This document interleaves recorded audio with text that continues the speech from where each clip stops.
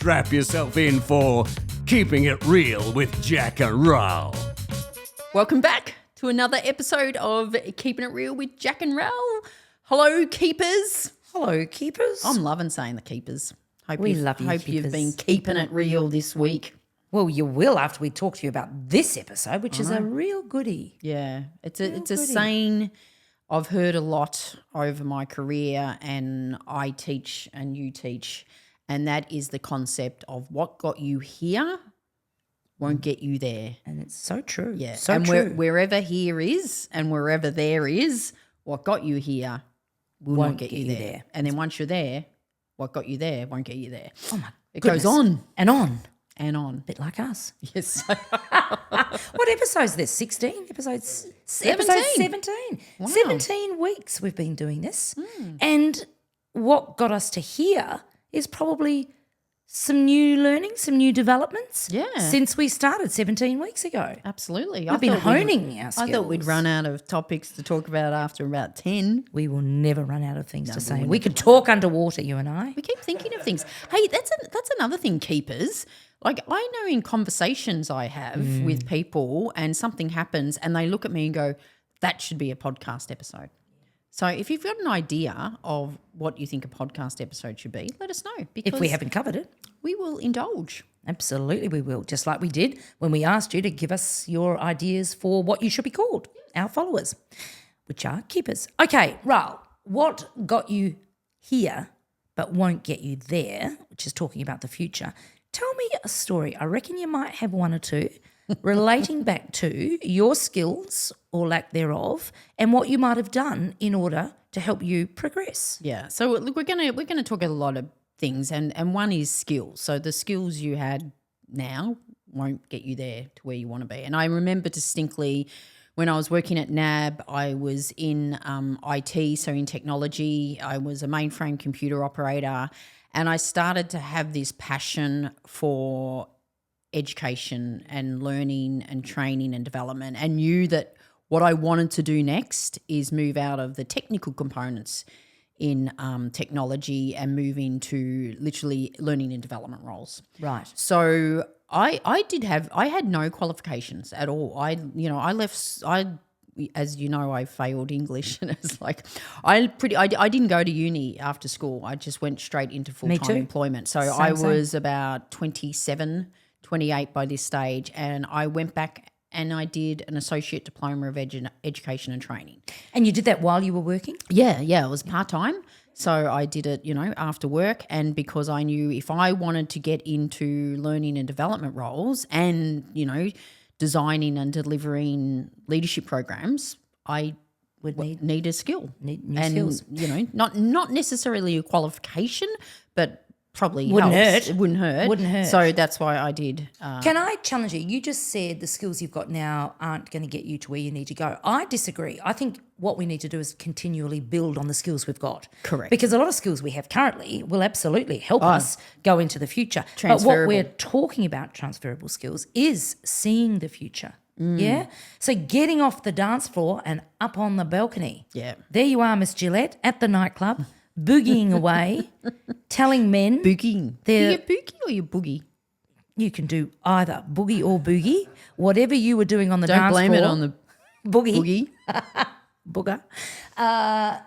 Whatever you were doing on the dance floor, you needed to get up on that balcony and see the future. And you did. And you said, I want to move out of this particular role or function, which is all about technology, and I want to become more of an expert or get experience in a learning and development role. And I'm going to need some new skills to build on the ones I've got in order to do that. Yeah. So you went and did your associate diploma.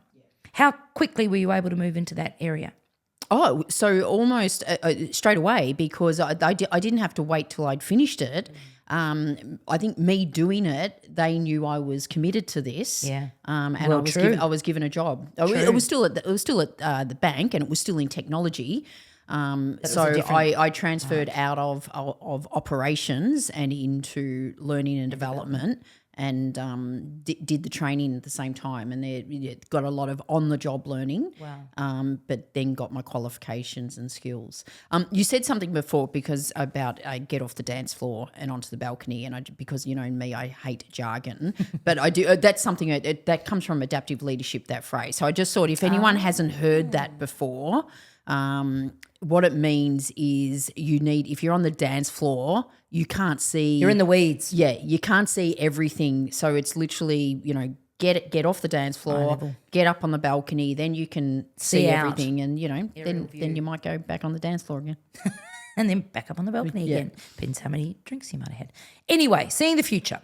You're off the dance floor, you're up on the balcony, you realise that we need to build on skills. You went and got your associate diploma so that you could move into a more strategic role, which is awesome. What about leadership and leadership style? Any points of view on this?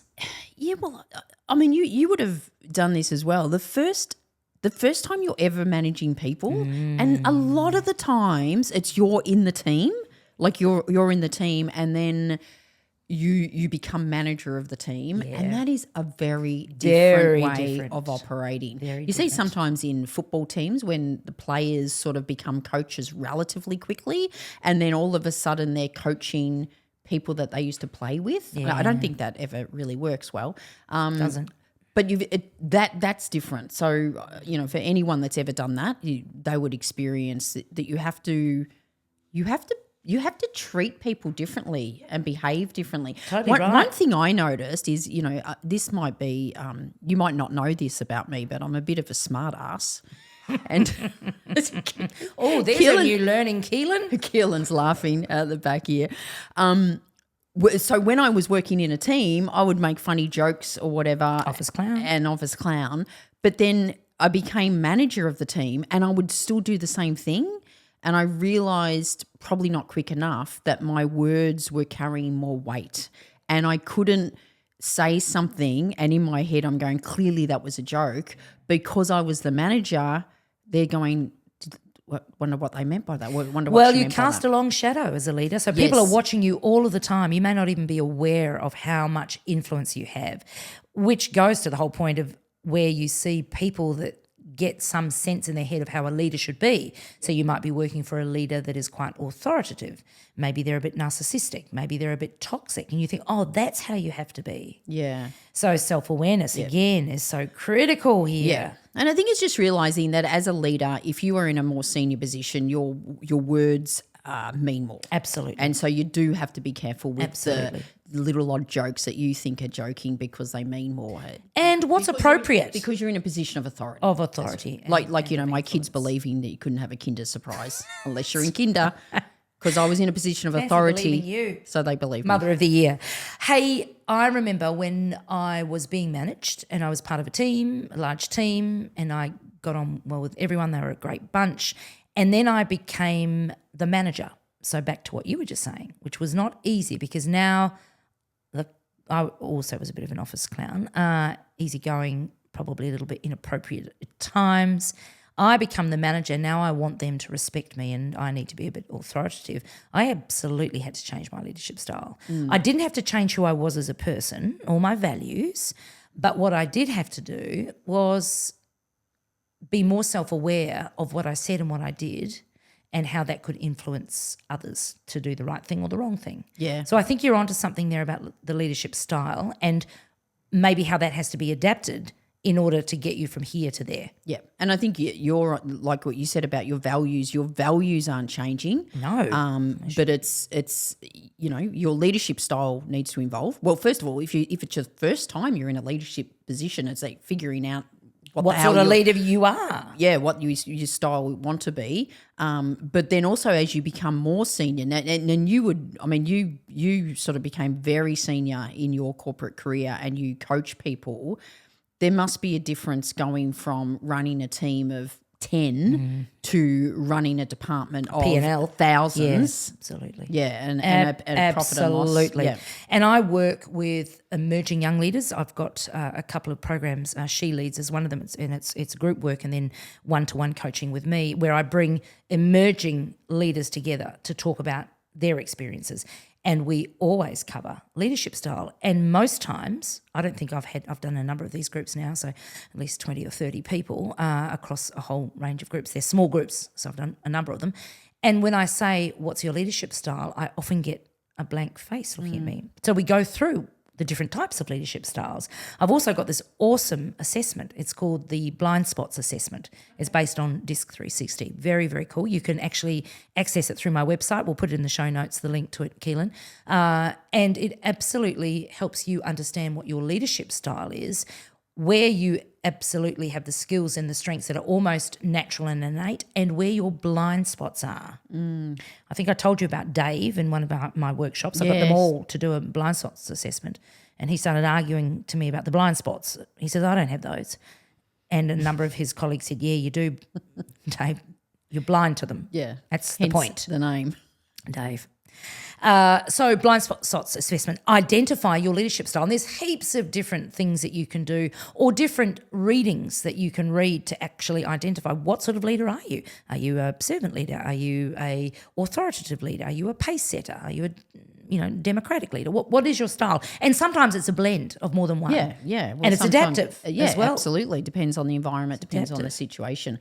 I think what I noticed is when I led a small team of 2 or 3 people, they would come to me for a lot of the answers, and I would give them the answers. And then when Because you're the leader. because I'm the leader, and then when you progressed into more senior roles, I found first of all, I just stopped giving the answers because I didn't know the answers. Good. But then it very much turned into, well, what do you think? Well, give ownership and empower. Give ownership. And First question you should say when a staff member comes to you and says, I don't know what to do, or can you help me?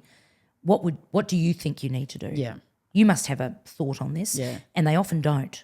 No. Particularly if you've been a leader who's actually done it all for them, which new leaders tend to. Yeah. I'm the leader, I should know how to solve all of this. Big mistake. You know what? I oh my God! I just said you reminded me of something again. You're going to tell me off for not being active Not listening. active listening. Jack told me off last week. We're going to do an episode on active listening. It's not going to be for the keepers. It's going to be for Rahl. Maybe you can do that by yourself. She won't be listening. I won't be listening. I am working on my active listening. I know it's not a blind spot. I can tell you that right now. When people go, they ask you for advice and they go, I don't know what to do. And if you say to them, what if you did know what to do? What would you do? Oh, I like it. And so again, this is leadership, parenting as a friend. Empowerment. They go, but I don't know what to do. Okay, just for example, say if you did know what to do, what would you do? And they'd normally go, well, if I did know what to do, I'd probably do this. Well, there you go. You know what to do. You know what to do. And often it's validation is what they need, or they want to brainstorm, which is a good thing. So turn it around. Okay, what about personal brand? So what is got you to where you are now may not get you to where you need to go, but your personal brand plays a big role in this. Yeah, absolutely. Look, and we spoke about this again in a previous episode we did on personal brand. Just reinforce again, if you haven't listened from the start, go back. There's some good stuff in there. But we talk about your personal brand now your values don't change with every role. Correct. But your personal brand evolves. So what your brand was when you were 20 is going to probably be different when you're 30 to your 40 to your 50. Some things may stay the same. The values, like we said Yeah, before. some of it may run through it. But if you want to know, if you want to be going for more strategic leadership roles, for example, and your brand you're not known for being strategic, then you need to proactively look at that. That's exactly right. So, and again, when we spoke about personal brand, it evolves organically. Indeed. But you can also be quite strategic with it and take Absolutely. control of it. What that reminds me of, Oh, who's not active listening now? I'm active listening so much that I'm building on what you're saying. Actually, this is called generative listening, Rahl. I run workshops on active I'm going to listening. use that. I'm going to say I was listening. I'm generative. You're just a bit slow, baby. I'm a generous listener. Generative. Generative. You're building All on right, okay. what I'm saying. And now I've forgotten what I was going to say because it was so bloody good. Oh, I know what I was going to say. So I'm coaching some people who are brilliant when it comes to relationships. Yeah. So that has really served them well in their careers, and they're successful people. They are more than just their relationship building skills. They have many, many other skills and many other strengths. What they don't do is talk about or build on their strategic business and financial acumen. Now, this is really important for women particularly, because anyone will say, oh, the women are great. They build the relationships, they've got the soft skills, they've got good emotional intelligence. But when it comes to the strategic, the business and the commercial, not so sure about that. Yeah. I'm not so good at numbers or whatever the stories we're telling ourselves and are or articulating to others. So the importance of actually honing in on your strategic, business and financial acumen, building on that. Maybe you're already good at it. Talk about it more. Yes, demonstrate it's amplify it. It's Amplify it. So Articulate it. If you say, you are quite commercial, but perhaps people don't know that about you, amplify it. Here's how I saved the company this much money. Talk about the stories. Here's how I helped triple the bottom line. Yep. Here's the cost savings to my leadership and when I did a recruitment strategy, whatever it might be. Yeah. And again, this is coming back to what got you here won't get you there. So, what got you here, you may not have to have been really strong in the commercials or whatever. It's always there, but you just haven't needed to develop it. Yeah. And so you actually, I want to get there. You might do a course, What's you the might gap? do the skills, What do or I you need might to just do? actually, I am pretty good at it. I just need to amplify. Talk about it more. Talk about it more. Do it. Look do it for more. opportunities to demonstrate it. Yeah. When I went from being in a team to then managing the team, I needed different skills because I needed to positively influence others around me, right? Because I'm no longer just doing the doing. I'm now leading. I'm also doing a little bit of doing, but I'm actually positively influencing my team members for outcomes and results. So learning on the job can be really, really helpful. And I think this is important to share. What got you here won't necessarily get you there. Because if you're in a current role and you have aspirations to move up or out, then start thinking about what you can do while you're in that job right now. Yeah? Your boss coaching you. Look at your boss. If your boss is somebody who you think is successful, who you would like to be more like, then ask them, what do I need to start, stop, or continue? Seek feedback from them and other colleagues, so you understand the impact you have on others. Take leadership courses, read books, good old University of YouTube. Listen to this podcast, share this podcast with people you know. There's a lot of learning we share and it's all free. Invest in specific technical training like you did. Go and do an associate diploma. Yep. There's so many free online courses from Harvard, Oxford, MIT. Amazing what you can do and get that costs you nothing. Find a mentor, find a coach. I know one or two good ones. But self-awareness is everything, Raul. It really is. So understand, what is it that you're not good at? What is it that you want to get better at? What is it that you need that's a gap that will help you get to the next stage?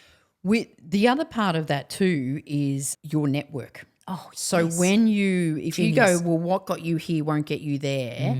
Part of it is looking at your network. So you said something before about, okay, if I decide I want to, move industries or move into another role, look at your current network and you said like your boss or whatever, but who else and can they help you Great do point. that? And if your current network can't help you get to there, again, wherever there is for you, then you got to reassess that. So one of the things that I do when I help people with their network, I go, okay, just list probably, the 10 or 20 people that you would feel are strong in your network and what is a current challenge you currently have. Yeah.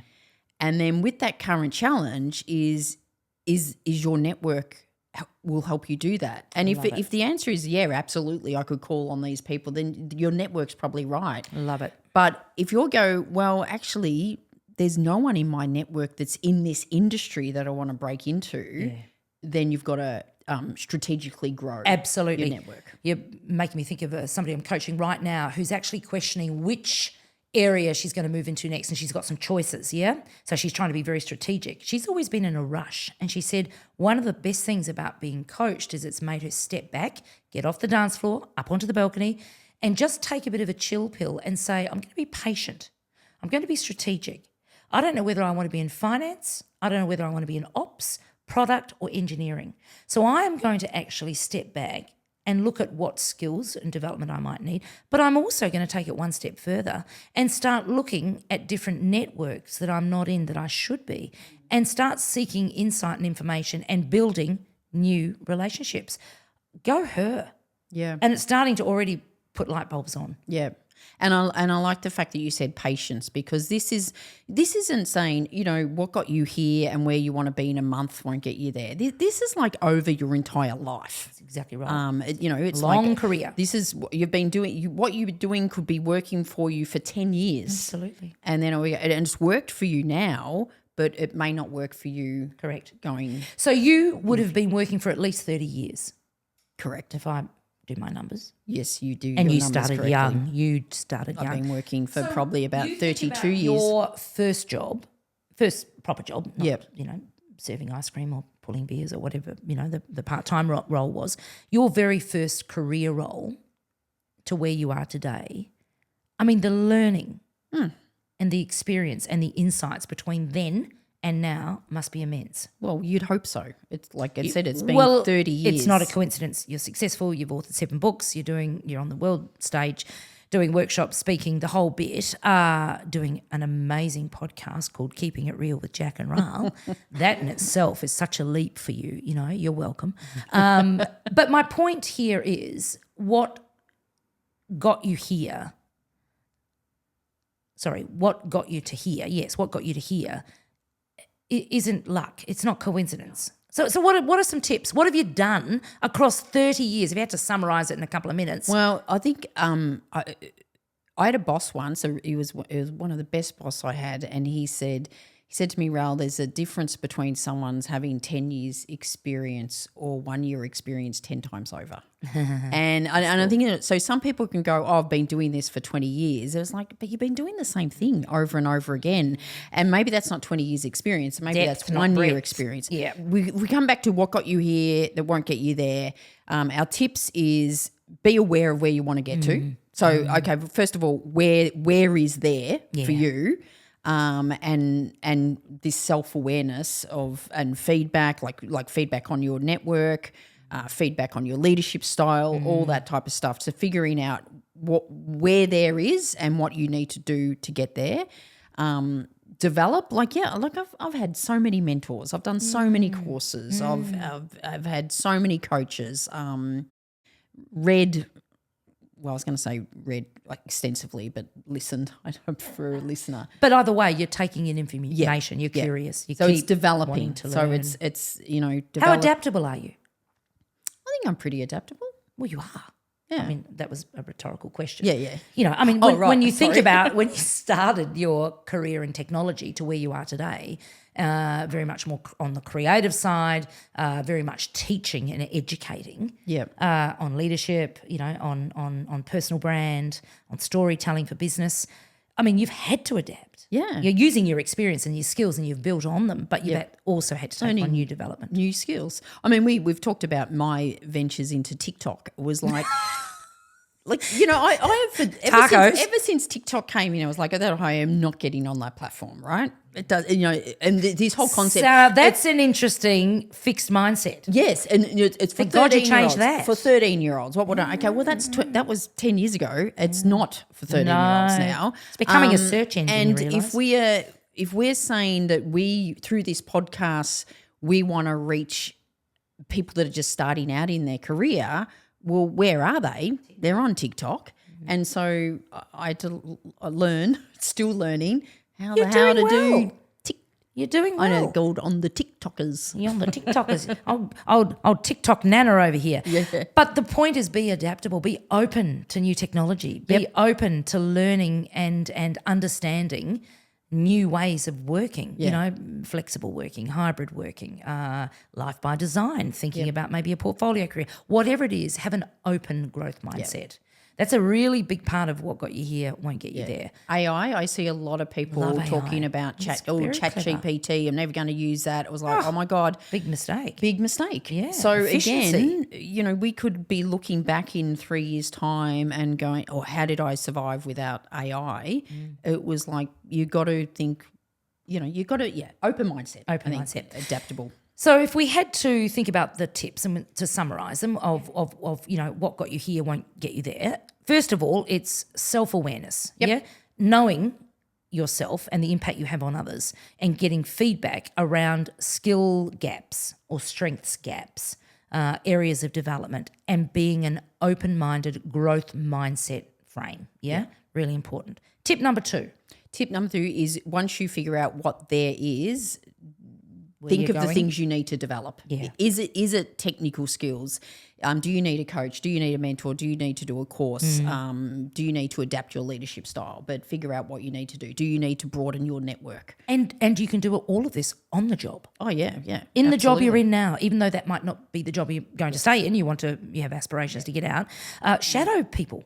Yeah. I did some feedback on behalf of a client just recently, and the feedback came back from another leader in the business, so somebody more senior than her, saying, we think this person is amazing. We would love to have her in the team shadowing us or shadowing me. And she had no idea that this person thought that or had suggested that until I told her. And so she was going to speak to them about doing that. Yeah. But again, seeking feedback is a great way to learn opportunities. And finally, I think it'd be adaptable. Be open. I mean, that's the whole concept. Change. What got you here won't get you there. Is you got to adapt. You do. It's not completely changing. It's not doing a 180. It's evolving and adapting. Very true. So, I don't know about you. I need to get back on the dance floor. I'm not going to say what I would normally say, but thank you, keepers. I was going to say murder on the dance floor. Oh, now there's a song. What got you here won't get you there. We hope that some of the tips and techniques we've spoken about are helpful. The blind spots assessment link will be in the show notes, as will be any questions you have for us. Send them our way. We're very happy to answer them. But keep open, keep aspirational, and keep learning. Yep. And until next week, keeping it real. See ya. You've been listening to another episode of Keeping It Real with Jack and Rahl. If you like what you've heard, don't forget to tell others about it and give a 5-star review. They may seem confident, but they really are sensitive 5-star needy souls. Yeah, right. Keeping It Real, created by Jack Phillips and Gabriel Dolan. Produced by Keehlan Ferrari-Brown. And this really real voiceover, spoken by Richard Phillips.